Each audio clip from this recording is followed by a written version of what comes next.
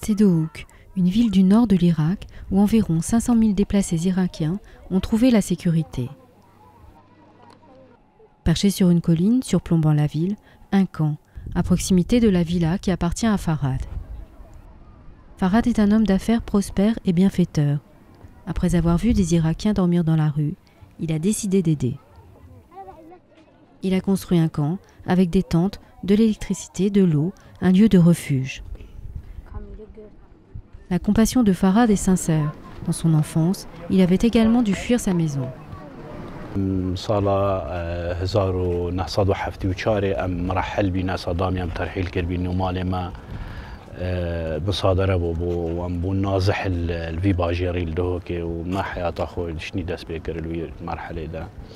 يعني او رزالتا ما يديتي بري فانا بري تشل صاله افحالتا سبيتشيك بوم عملي 3 صار بون 4 صار بون من افحالتا يديتي.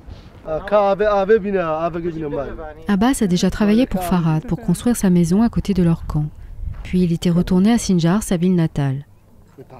Début août, lui et sa famille ont dû fuir à nouveau quand des groupes armés ont attaqué leur village. Après 9 jours terrifiants, bloqués sur le mont Sinjar, ils ont traversé la frontière vers la Syrie. Ils avaient nulle part ailleurs où aller. Il avait peur que ses enfants meurent dans les rues de Syrie. Puis des secours lui ont sauvé la vie et celle de sa famille.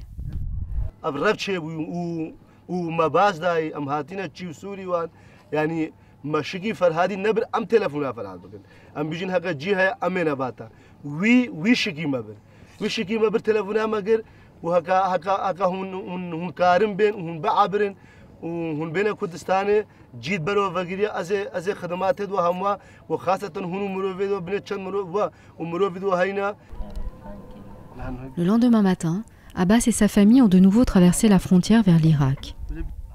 Quand lui et sa famille sont arrivés à Dohuk, ils étaient parmi les premiers à s'installer dans le camp de Farhad. La nouvelle s'est répandue rapidement. Des familles de déplacés sont arrivées. Selon Farhad, environ 1000 personnes vivent maintenant dans le camp. Il va continuer à les aider jusqu'à ce qu'ils puissent retourner chez eux.